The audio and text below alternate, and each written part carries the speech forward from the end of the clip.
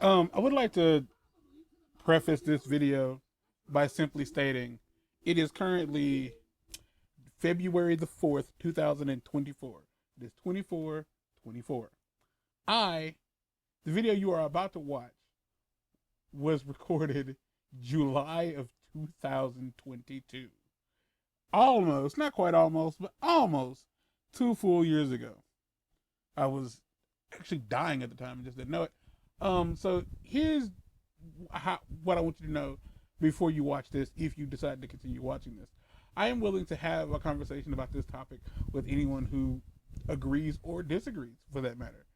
Um, but here's the important thing. I kind of sort of don't really care about anybody's opinion if you cannot voice it in a polite way. Because I haven't listened to this ever. I don't go back and watch my entire videos. So by all means, if you listen to this and you're like, he's fucking stupid and wrong, that's cool. I don't have a problem with being stupid and wrong, individually or together. But if you can't find a way of letting me know that you disagree with my take on the film franchise, I realize it says it's just the first movie, but it kind of bleeds through all three of the Jim Henson movies, or the New Line movies, however you want to call it, or the Golden Harvest. So, like, by all means, I would love to discuss this with anybody who comes across it and is like, yeah, duh, like, yeah, cool. But just know that, like, at the time, like, this wasn't the plan. Usually videos like this have a script of some sort. We were recording Shredder's Revenge, and I just kind of launched into this tirade. Like, no, I won't call it that. I started ranting about this movie because I started thinking about it, because a lot of people really don't like the third movie. And again, it's irrelevant, but I recently saw the Mutant Mayhem movie, and I think at the end of the day, when I think of TMNT, these suits from the first movie, they are the Turtles to me. And, like, given that I've seen these movies so many times, it really has come down to just, like, I think about the script and, like, the writing and the emotional connection that I have to the Turtles, and the way they portray them as not just goofy kids, but almost like people experiencing real emotions. That's how I see them. That is what I look for in the franchise. That's why, like, the more serious versions of the Turtles will probably always be my favorite. But above all else, the Jim Henson Golden Harvest movies will always be my favorite. And again, this 3-minute long rant is just to say, hey, if you disagree, that's cool, and I'm willing to hear why I'm wrong. But before you start commenting, figure out a good way to tell me I'm wrong. All right, peace. Splinter or Raphael? Or it'll be Raphael, apparently. Okay. We must stop them. I'm old rat boy. Rat Mandu. But now, fearless leader. Oh, right. Oh.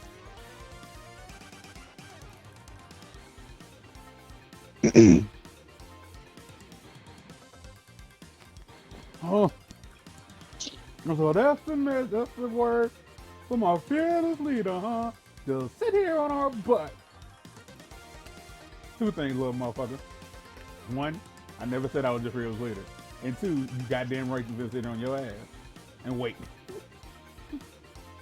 But not also, because he does hold his side in this picture the way you would, like, sometimes expect him to, but he never holds them that way. No, that's not the way I expect. Like, that's a way, but the way I'm talking about is, like, both fingers, where, like, the middle trident, or the middle spike is between his two fingers.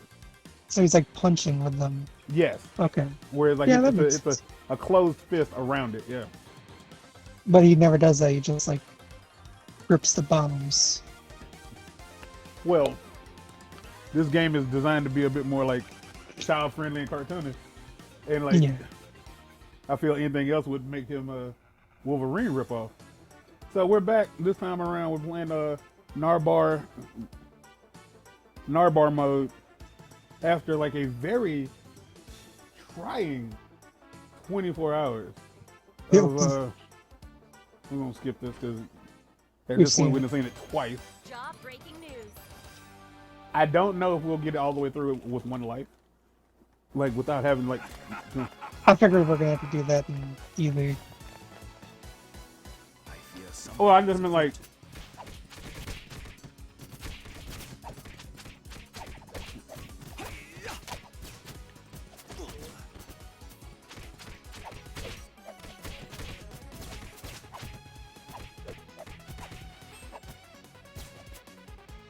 Oh wow, I am slow. You're slow but mighty.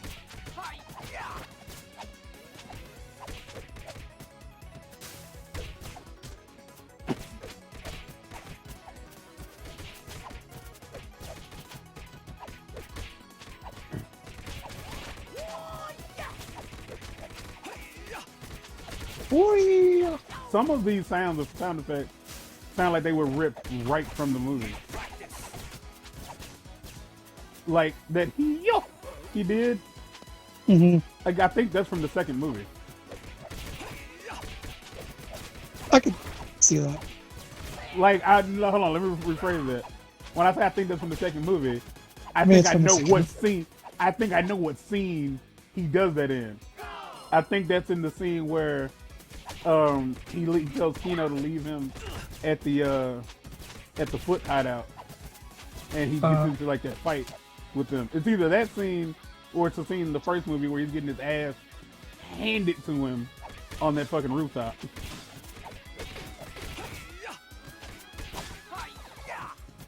When he goes Now into the that's coma Rob for a while. Paulson.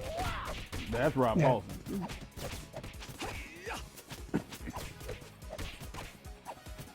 That is not right. Okay, there it goes. Quite delicious. You know Like, the dude, like I'm pretty sure you know this at this point, but did you know that the guy who, first off, did you know Master Splinter was black? No. You didn't. Nope. Did not know Okay, that. and I could be wrong when I say this, but I'm almost sure. Did you know that Master Splinter was Elmo? No. Because I know Elmo's black. So, Yeah. I'm about to say, well, at this point, did you know Elmo was black? Yeah, Yeah. I'm almost positive the guy who did the voice of Master Splinter was Elmo. Like, I remember looking that up. I don't remember which movie it was, because I think Master Splinter is played by the same dude in the first two movies.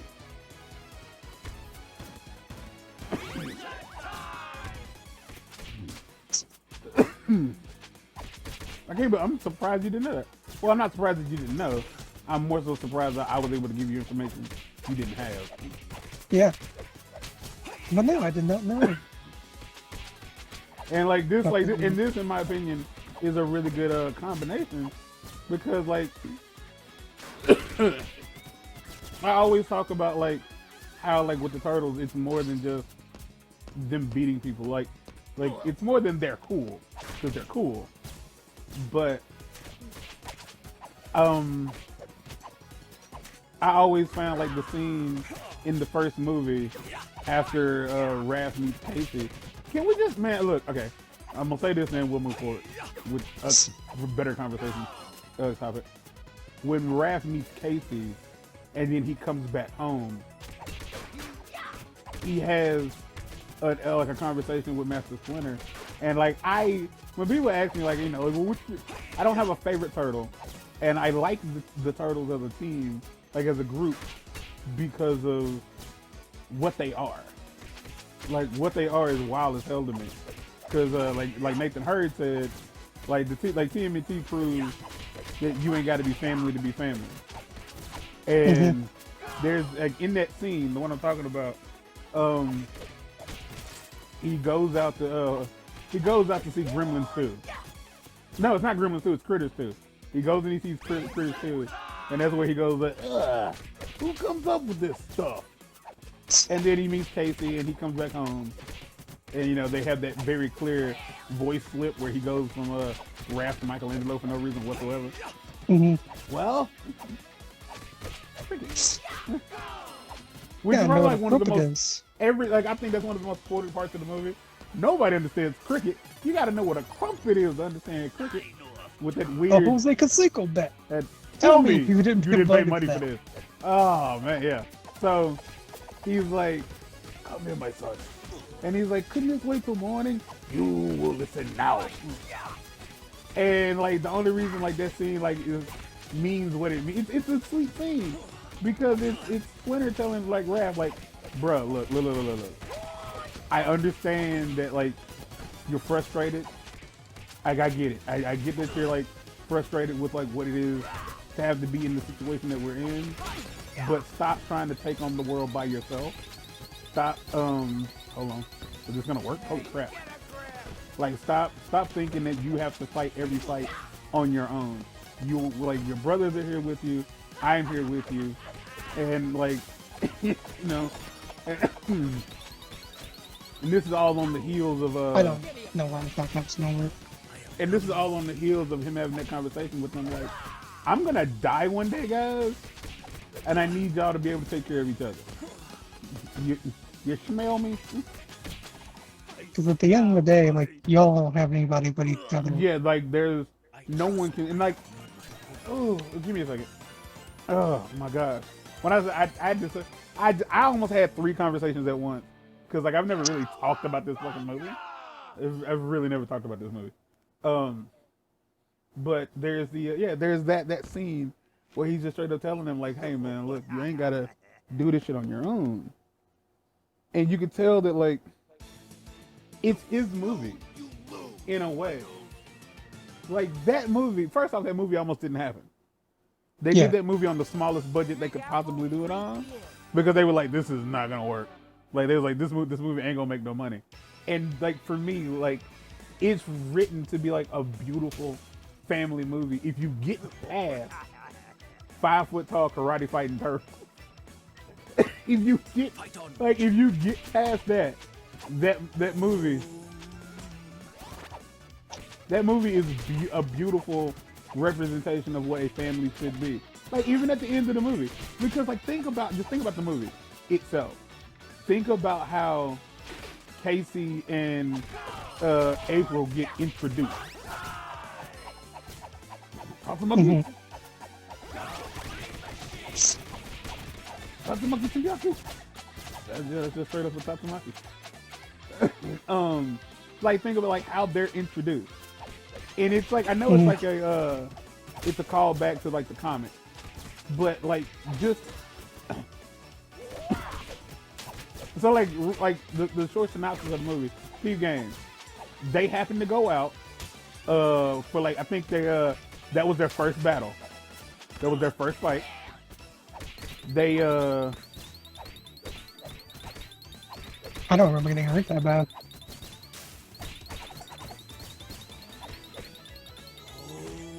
I hit the what the fuck? It's L, not R. Sorry.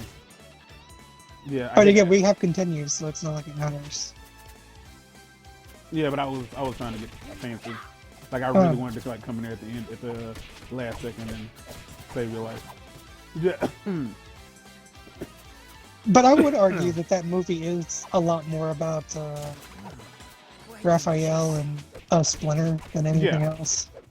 Because like the entire movie really does rely heavily on Raph being a loose cannon, and I feel like they tried to do the same thing again with the Michael Bay joint, because that whole movie was supposed to be like one of the plot points was Raph wanting to like venture out on his own.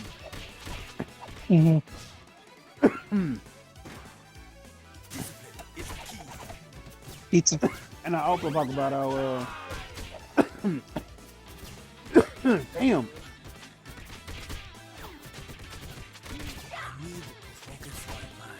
I mean, because while everyone else is upset, like, Raph legitimately gets angry when he finds out the Splinter was kidnapped. Because he takes it personally. It's like, this is my fault. Yeah, because I'm pretty sure at the end of the night, because when he rescued April, oh man, like this is what I was trying to say a few minutes ago, but like my mind keeps getting sidetracked. He like the fact that they were able to the way it's written, the movie starts with them protecting April, just as it just so happened to be that's the first fight they get into. They were many, but we picked. We fought well.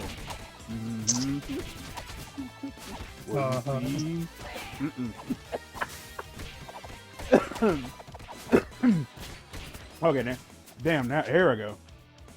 Okay, so they just happened to save April. Raph happens to lose his side. He's unable to deal with the fact that he lost it. Like I think he takes it personally that he lost it. Because like it was like a personal like loss at that point. Like he had to prove himself. Yeah, like he could beat that he could. My that God. he could beat. It's not happening. Yeah. Like he had to. Like it just. Like I mean, in the world they live in, they didn't have much. So the idea that he lost something that belonged to him, like yeah, totally understandable that he just wasn't able to like get over the fact that like we don't have much down here. Like at least that's how I think he took it. Like we ain't got much to begin with, but I lost it and I got to get it back because like we've basically been trained this entire time to I mean, like, he also just like broke one of the founding principles of like the thing of like vanish without trace, yeah, like with no trace. You Like left you behind. left specifically something that entirely embodies like your training. Right. Like and if I'm not, and I mean it depends on like how like which version of the canon you're looking at, but like some canons like it's what they picked versus what he gave them as this will be your like not your weapon of choice, but this is what I'm giving you. This is what I think you should roll with. And I think like that might have had a lot to do with the fact that for them it was for him it was emotional. Mhm. So he loses the side. He's been told that like you gotta let it go. He can't. Decides to go out and just like blow off some steam. Takes the opportunity to get some like do some vigilante justice. And AKA take out his frustrations. yeah, like have some fun. Like and at the same time he kinda has this moment where he knows where he knows that like justice has to be served. But justice being served still has to be justifiable. And so for Casey to be like, I'm gonna beat their ass, and old boy's like, no, that's enough, man. Like yeah, they learned their lesson. That was a crime, you purse grubby and pew, and this is the penalty. So, God, we are getting dusted. Yeah. It's a bit rough out here. It's rough in these streets. So you get through all of that. Then you have like the next morning, you have later that night you get the conversation between Raph and Swinner. And then the next morning you get the news report. And I feel like, Raph being aware of really? I think Raph being aware of where he'll be, like everybody else is just kind of like, everybody else ain't really bugging because the night wasn't that bad for them. Well, they didn't lose anything, did he say? Yeah, like, what I'm saying, they didn't, it was cool for them.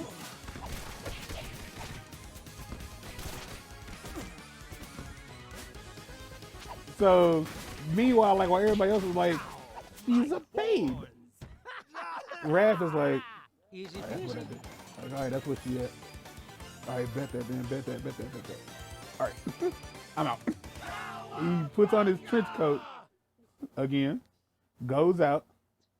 She gets jumped, pulling out, like, and at that point, you see how big the side really is. It's literally just bars. Like, it's not even pointy. It's just iron bars. It's an iron trident, and like she pulls it out and it's massive. So like you know, put that in perspective. And like so that scene when he's like taking her back to the lair, he's aware, like he gets the vibe that somebody's following him. And he looks back, but then he's like, I guess it was nothing. You know, good writing. And so like, yeah, he probably does feel as if like I led them here. Like after April gets, you know, after April's straight and they take her back home, only to go back and to see like somebody found us and they hurt, you know. Well, Splinter's like, we don't know if he's gone, but he ain't at the house. We don't know where he at. So yeah, like him screaming, I feel was like, man, I don't know if you remember what it was like. Yeah, you do. You remember what it was like to be a teenager. When anything happened, it was the only thing that ever happened. Yeah, because at that point in your life, like... They had nothing. Yeah. We both fell for that.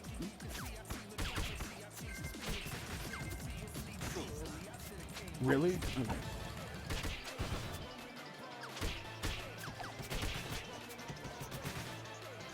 There's gonna be a pizza at some point. Ow.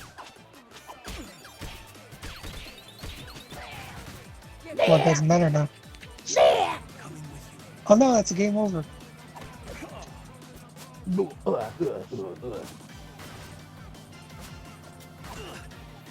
And so like that movie, like I wouldn't necessarily say that movie is a slow burn, but I feel like that movie is like on the verge of like being a really good slow burn. When the fight at second time around, you can Mark, you can press select. You can continue. That's what I'm doing. Did it not bring you back in? No. What? No, it says you're still. Well, it says that you're still part of the party. Yeah. Did you select continue? Yeah. Did you? You didn't. Like, wait, are you playing? No. You have to select your character. It just says game over for me right now. Oh, that's. So I have to get through this stage. Oh no. That's not good.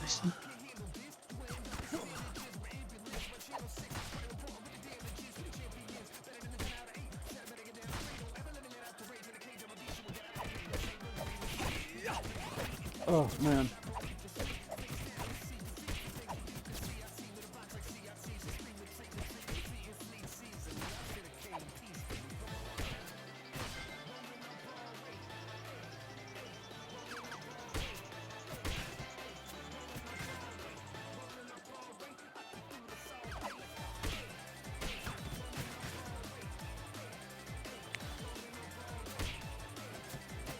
Yeah.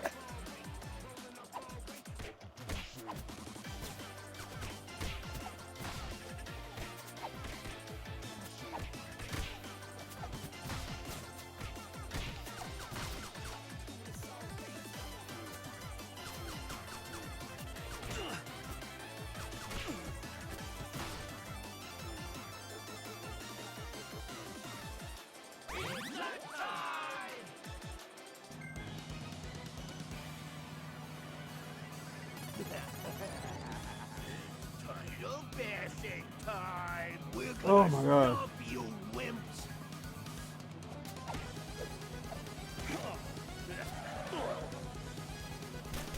I can't. Oh. Okay, so that it doesn't.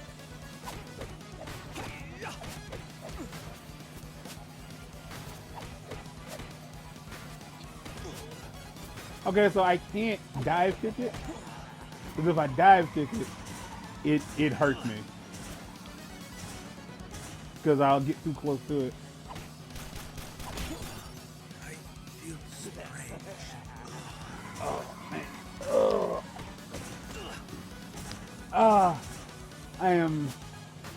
on my nutsack, and it hurts. I am uncomfortable. It is definitely not helpful to a happy life, I'm sure. That's a wrap. Damn, that was fast. That was so fast. Oh, so.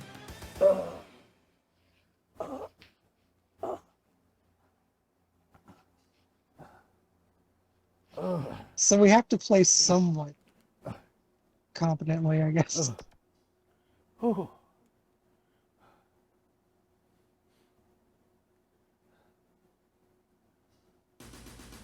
Oh, that's it. Yeah. That's it.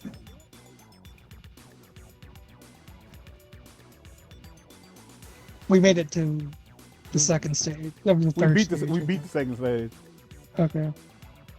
Oh God. I can't do that. Yeah. Yeah. I'm I don't not- think that's something. Like I'm not built for that. Pussy. I like the smell of pussy. Just in case anybody here is wondering, I like the smell of warm cooch. So what now? Well, we could still do the other one, the easy run, Yeah. or I can just start playing Banjo Kazooie because we're definitely not doing that. So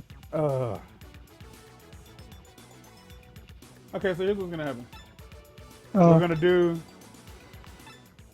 We're gonna do this again, but we're not gonna finish it. Mostly, I just really want to talk about this movie, and it only Okay. makes sense.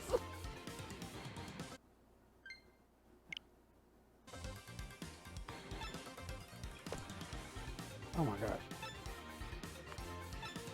And it really only makes sense to talk about it while playing this. I mean, it makes the most sense to talk about it while we're doing this anyway. Yeah.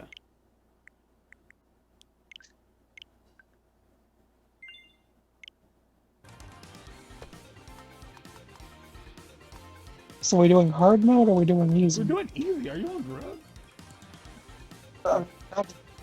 Let's bust some crime. Like, we're not gonna finish it, obviously. But I just want to like play it long enough to finish talking about Finish this movie. talking. Accept Which the is invite when you're ready.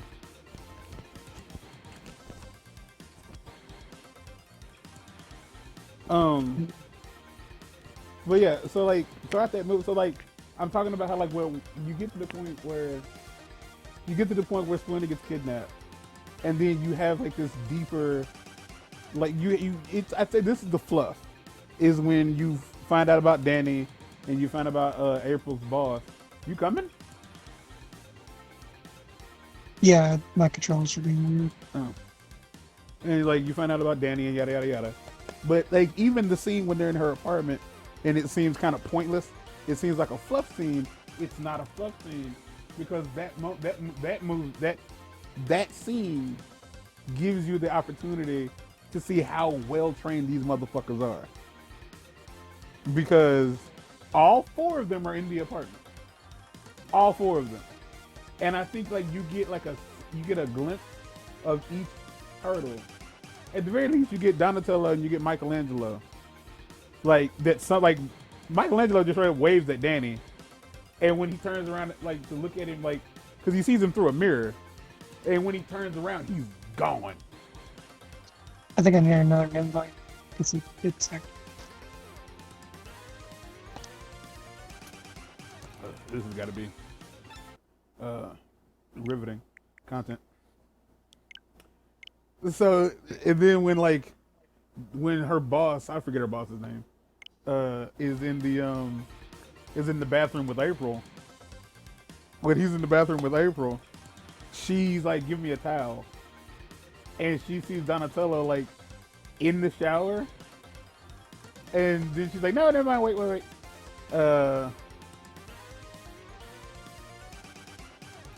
And then like homeboy leaps up into the ceiling. You gonna make a choice, my guy? Leaps up into the ceiling and keeps himself in place. Like, and it's like that scene is it's genius. And then all of it is like that entire "we got saved by April" serves as the plot point to I got an achievement.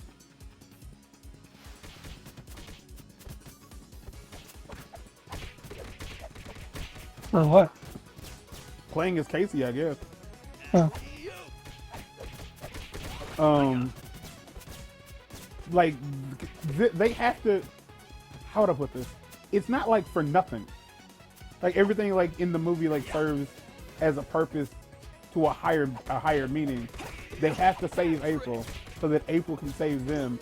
So that when Raph and Leo get into that argument, they happen to have it in her apartment, and then Raph goes up to the rooftop to start, doing his thing. But at that point, they've already figured, like the Foot Clan has already figured out where April is, and so they start jumping Raph on the rooftop, only for Casey to have already spotted that Raph was up there, like blowing off steam, like exercising or whatever. Mm-hmm. So Casey now comes to save Raph.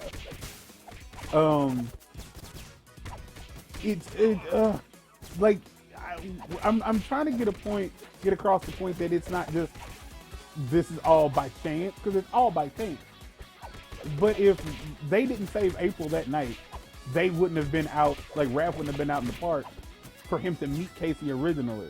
And I don't think if Casey hadn't already met him, he would have really cared about what he saw on that rooftop. Like he wouldn't have went to go investigate it. Like even if he saw them jumping, even if I imagine like he would have known that they were the Foot Clan if he saw them jumping Raph from a roof or two away. But like whether or not he would have went to go help him out is another question. Like I don't know.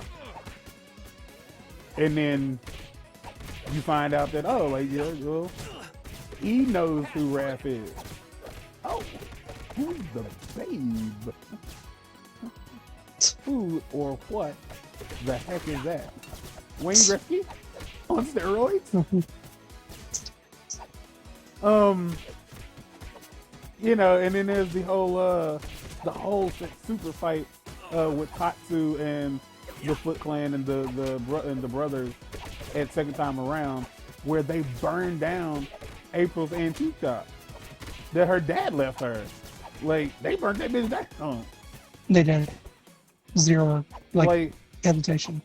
Yeah, like it got burnt all the way the fuck down. And so like April's life has now been greatly altered just by having met them. Like that's all there is to it. Like her life has been greatly altered by having met them, but at the same time, it's not like they're there to help her as best they can because they, appreciate the help. Man, it's a long ass movie, but I promise you, if you watched it, it feels like it goes by so fast. It does. It feels like it goes by so fast because like they end up going to the motherfucking to the farmhouse upstate, which is weird to anybody who doesn't know about New York. You assume the whole thing is concrete. But yeah, like they go to the farmhouse and they're there for a good minute. April finds out she got fired. Casey more or less learns how to talk to women. As funny as it is, I felt like Casey was just as socially inept as the Turtles were. Yeah, which is interesting because I was about to say they learn how to talk to people because they don't know how to talk to anybody when they only have each other. Yeah, they only have each other, and the only thing they really have as far as like how to communicate is what they've seen on TV and stuff, which happened in the Michael Bay movie. Like they didn't really know how to talk to people.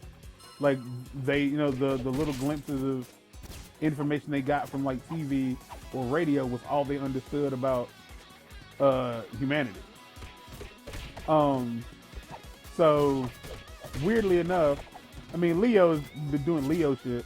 Like he's only meditating and like waiting on Raph. Like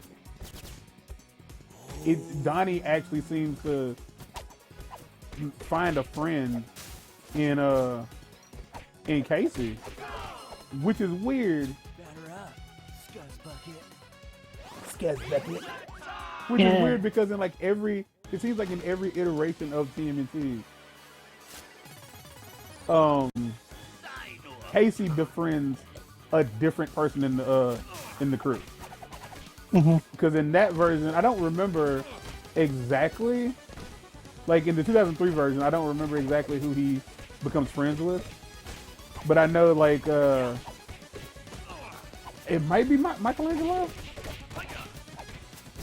But I know like I think it's Michelangelo. I don't know why I did that. What?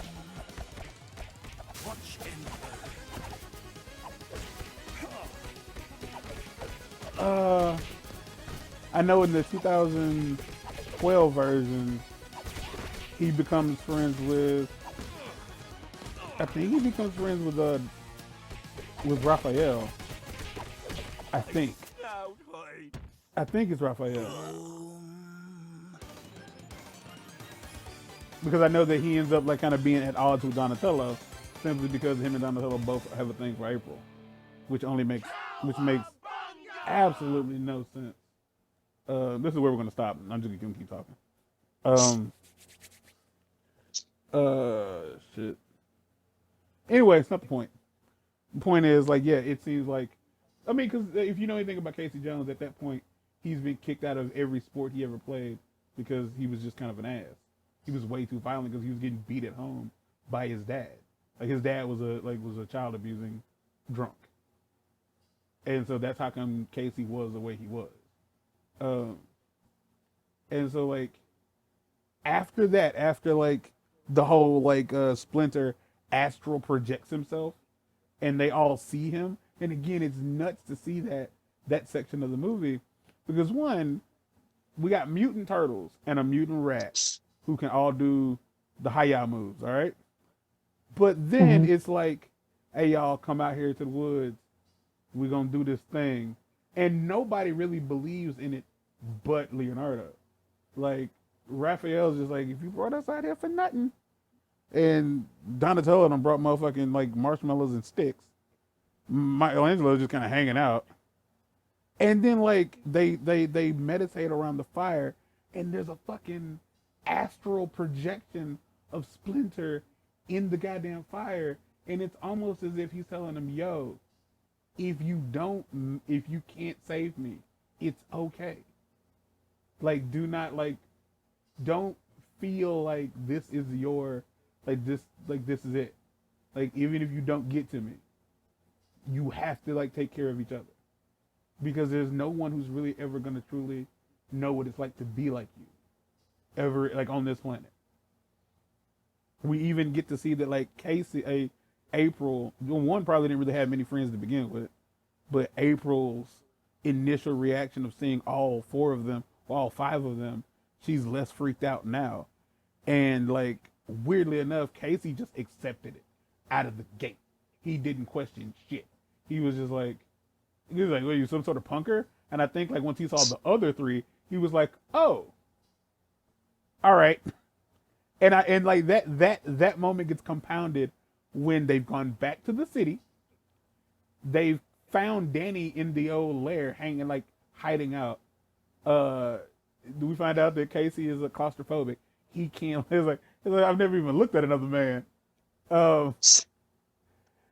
And so he sleeps in the truck. Danny sneaks out, and he gets, again, there's a reason for it. It's not just like, ha ha ha, he's afraid to sleep in the sewer. No, he has to sleep in the truck so he can see Danny sneaking out. He has to. He follows Danny back to the hideout. And that's when you hear This Is How We Do by MC Hammer playing. Good song. And they kind of like, I think, was it Splinter? Like, Danny goes to talk to Splinter. And they start talking. That's when Shredder fucking catches him. And he's like, where have you been? Nowhere. Lie. And he finds the picture that April had drawn of Leo waiting on Raph. And it's really interesting because, like, I swear to you, I swear to you, I remember there being a scene in this movie when like at this point, like I think Tatsu, like I think what's happening is Shredder is like disappointed in Tatsu because Tatsu failed. Like he sent him to get them the second time around. He failed, and he gives Tatsu this like look. And I remember there being a scene at like around this point where Tatsu asks Splinter, like like he says something, but I remember him saying like in regards to like Splinter, kill it, and the rat, kill it. I remember him saying that, but if you watch the movie, he doesn't say that. Hmm. There like could be a version where he does. I only have like the DVD. Like I have the DVD. I have the DVD in a bootleg, like like an illegal download. But like I'd have to rewatch the DVD to like know for sure does he say that or not. Later You on, know, what's really weird when you also break down like what the plot of the movie is that Shredder and Splinter are doing the same exact thing, yeah, but taking just children, taking children who aren't theirs, and raising them to be like them. yeah. Because when you watch the movie, you sometimes forget that they are teenagers. Like you forget that the turtles are teenagers. Mm-hmm. And the majority of the Foot Clan are also teenagers, Yeah. or like adolescents, because they're in like their early. They're either like from 13 to 15, or like early 20s, and mostly, and they're mostly like juveniles off the streets. So there's a scene like I think like Casey like Casey knocks out one of the foot soldiers, puts on the clothes, and just kind of starts looking around the place, and then he gets Danny, and I think they set up a plan. I don't know how like it happens. I just know at some point they go back, or at the very least, Danny. Oh no, Danny tells uh Casey that they're gonna kill Splinter, and so Casey helps Danny go save Splinter. And it's this moment that I'm talking. This is the scene where I'm talking about, like when Casey sees Splinter chained up on that wall, on that fence. He stops for a second, sees the giant rat, and then just goes, and then just goes and like helps him, because it's like I like at this point, like what could surprise me? First off, like he lives in New York, and nobody in New York has ever been surprised by anything, so like it's just like whatever. And then like Splinter asks him like, "Who are you?" He's like, "Name's Casey, a friend," and that's when they get that they have that that's when they have that showdown with Tatsu, and he hits Tatsu in the face with that motherfucking golf club. And it's like, and you move forward to like one of the best scenes in the movie, where like they hit the steam, and they beat all them foot soldiers up out of nowhere. Gosh, I do hope there's more of them. And it's at this point, like throughout the movie, the two who are most connected seem to be Donatello and Michelangelo, because they're both, neither of them take anything too seriously. You feel me? Yeah, they just know they have things they need to do and they aren't like conflicted about it at all No, because it's almost as if they're aware that they're teenagers, because like Mhm. when we first see them hanging out, it's Donatello's skateboarding through the sewer, and Mikey's waiting on the pizza. Then you have like the scene where it's like they're eating snacks in April's apartment, and then you have like the scene where it's like, "Well, a fortune, dude." Like you have that, and then it's like they're competing for like the best like catchphrase during that last fight. because Like, Mikey and Donnie are basically nerds, but in different ways. yeah, And whereas like Raph and Leo both take their training very seriously, again in different ways. in opposite directions. Whereas like Raph is way too cool. Like I think like, he's too cool to be silly, and Leo is too serious to be cool. Mhm. So you have like that final scene where, and I don't know if like it's not just like Shredder appears. He jumps down from something, and he doesn't do the superhero pose. He just jumps down like out of frame, lands on his feet, and it's really weird to me because he doesn't have his cape on. So like Mhm. it's just him in his like clothes, and he looks really small. Like the purple, like the lavender colored semi-sequin like outfit that he has on, plus the shoulder guards and the helmet, it makes his body look little. Mhm. And like there's still like, and then there's the section of them trying to fight him, and then him like you get to see like the major difference between how it like I feel like this could be a video essay if I was willing to like do the work. Yeah. The difference between Hamato's training and Oroku's training. Leo realizes, oh well, he's like, this guy must know where Splinter is. Oh, the rat. It has a name. It had a name. You lie. Do I? And then he runs at him, and then fucking Shredder down bees his ass, and oh, he hits the dirt. He puts the spike to his throat, and he tells the rest of them, "Your weapons, toss them, or this one dies." And they throw their weapons away, only for Shredder to say, "Fools," or something less lame than fools. He's like, "What? You probably could have overpowered me with the loss of but one. Now his fate will be your own." Meaning, like if it was up to Shredder, they like ace this motherfucker. We don't care. You kill him, we gonna beat your ass. Like that's how like Shredder would have wanted them to take that. But for them, it was like, nah, that's my motherfucking brother. I ain't gonna let you kill this nigga. Like fuck that noise. And then and then you get the whole Splinter floating above nothing. Is what that was.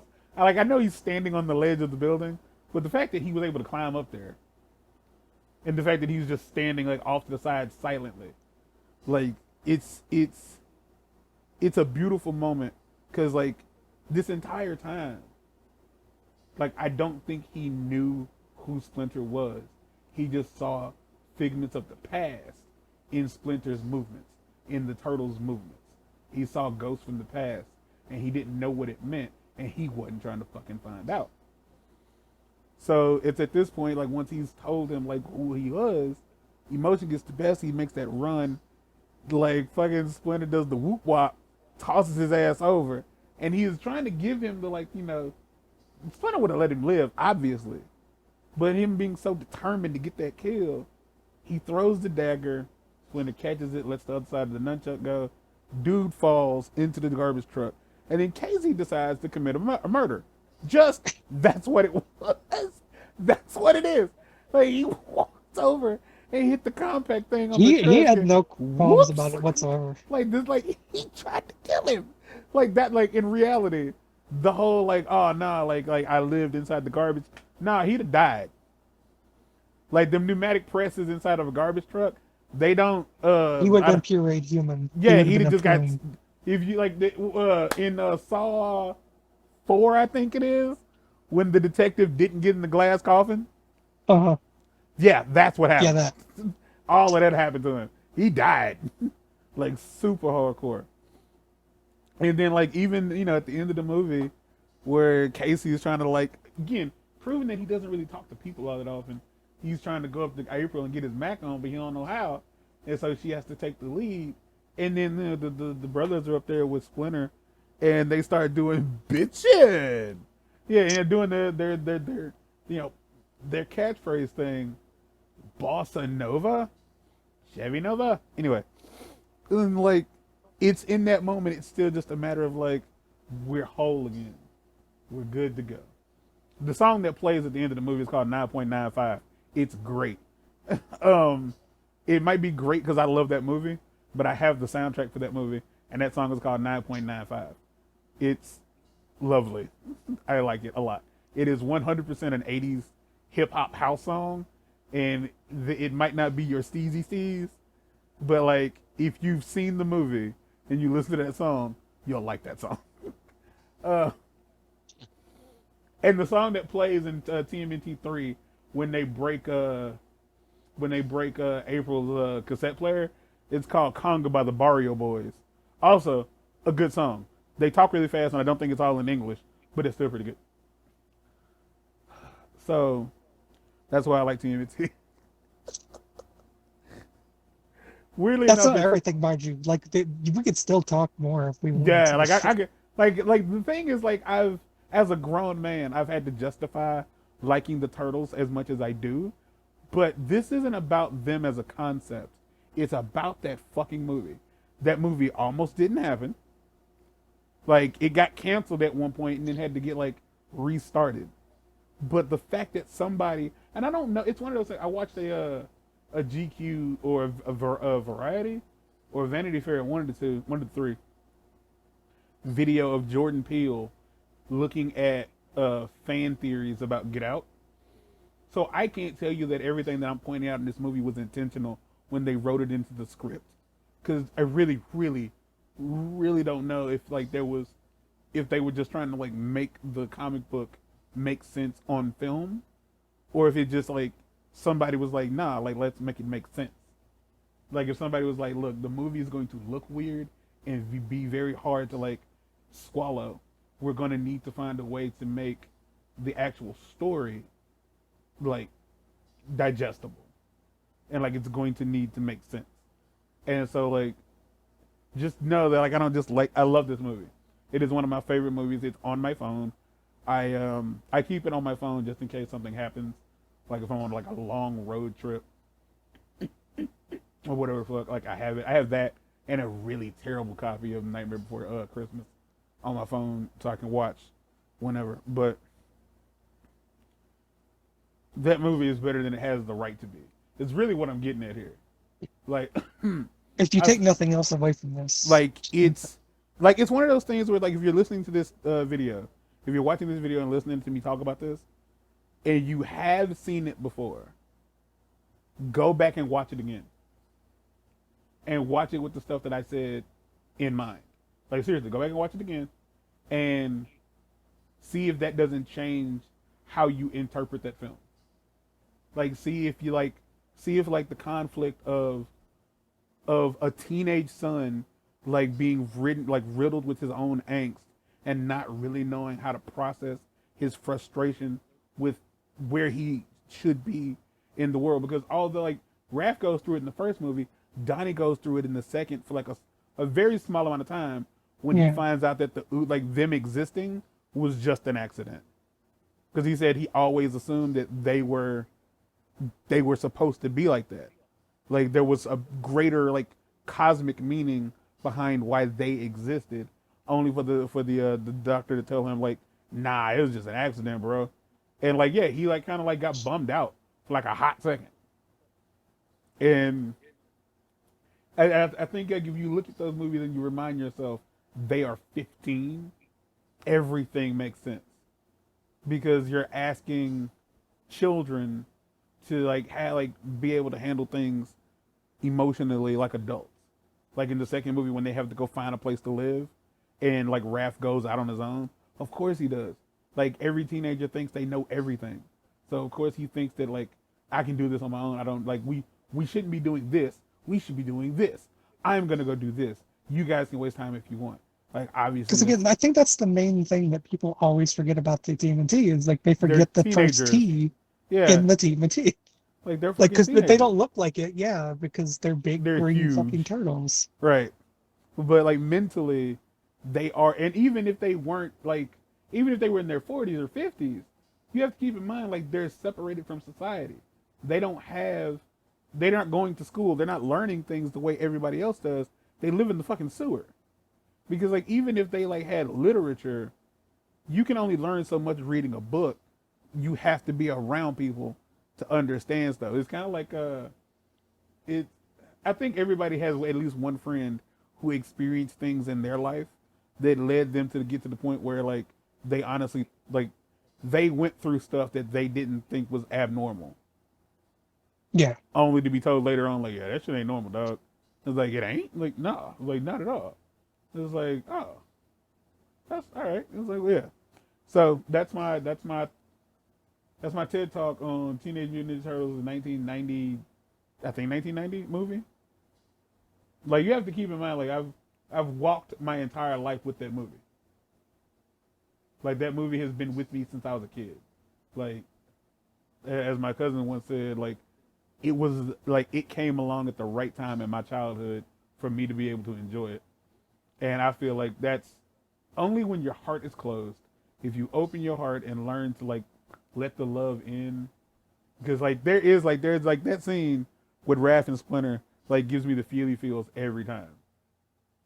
Because he starts crying. Like Mhm. Raph is struggling in that scene, and he starts crying.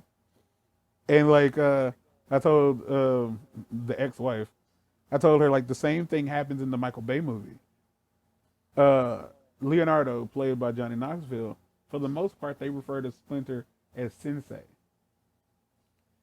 In the midpoint of the movie, when Shredder breaks like into the lair and he fights Splinter, and Splinter like activates like the ghost protocol or whatever you want to call it, and he's basically Basically getting, separates himself from them. yes, from the rest of them. He doesn't call him Sensei, he calls him Dad. Yeah. Like, and it's like at that moment, it went from like from tactician shit to like, oh my god, my dad's about to die, and like it's those moments that like mean like that's what makes the turtles mean something to me.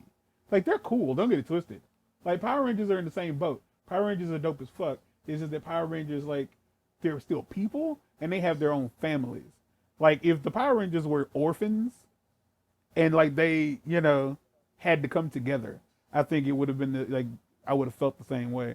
It was I like like, to you point know, out that some Power Rangers just decided to go live their life instead of continuing to, save the Earth. So, I mean, it's not quite like no, they have the same fight. I'm about to say, yeah, like it's there's certain rangers who are like, yeah, I'm done being a ranger. You got this. You got this. It's It's like fine. I'm giving you my power coin. Go forth and do your thing. And like, nah, turtles didn't have it. They never get that opportunity. All right, so that's it. I'm gonna stop talking about this gall darn movie that I love so much.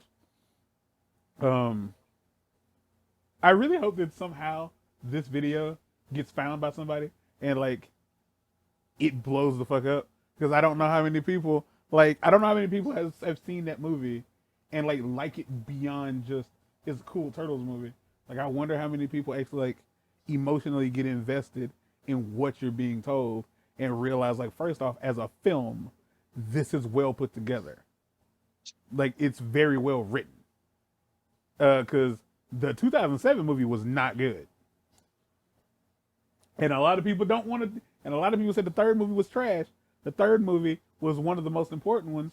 There weren't that many, but the third movie was important because it showed Michelangelo's emotional growth. It did. Raphael was still stuck with the whole. We've helped people. We've saved the world. We've saved the city twice, and no one knows we're down here. No one cares. Why do we train? Why do we do any of this shit? And then Raphael, then finally for Michelangelo, one again to get separated from the group. But he like Raphael goes through it too.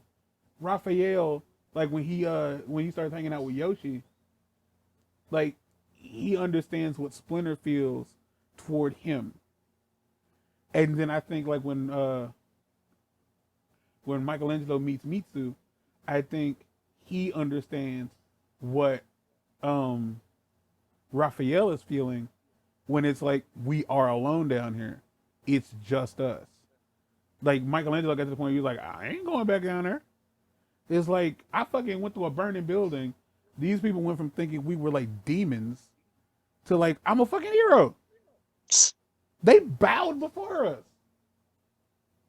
When he came out of that motherfucking that when he came out of the burning building and Leonardo like did CPR on that kid, they bowed. Hmm. Like that movie isn't bad. That movie is like I don't get why they're written so well. You feel what I'm saying? Like I'm like curious about the person who wrote them, who wrote those movies, and was like, I'm gonna give a fuck. Like, why was that what you chose to do? Because didn't nobody give a fuck about Turbo, the Power Rangers movie. That movie was like, I think it probably would have been better if it had better production. But I think that movie is trash. Like, it's not fun to watch, if that makes any sense. Because it's I just a remember the long. last time we watched that movie, and I couldn't get through it without laugh. Like without It's making fun of Larago and everything goddamn. else. No, No, it's like the first movie is kind of raw because it's. Have you seen the Bob's Burgers movie yet? I have not. Do you remember the first time you saw the Simpsons movie? Yes, Do you remember like that feeling of like, holy crap, they have shadows? they have shadows. They have shading. They have, Right. That's what the Power Rangers, the first Power Rangers movie did for Power Rangers. It turned it up. Like they the single had like suits. The like the movie version of the yes, suits. Like yeah, it made being a Power Ranger make sense because they were armor plated. They looked like they could get beat up and they'd be okay. like it wasn't just a spandex suit. But like Nah, it even like I don't even know. I don't even think the suits aren't spandex. Like it's just cloth. It's just shiny yeah, cloth. Like it's not stretchy or anything. My God. Anyway, we'll thank you continue for this. thank you And for coming to our TED Talk, or our TMN TED Talk. Bye. I mean, get out. Do whatever. I don't give a shit.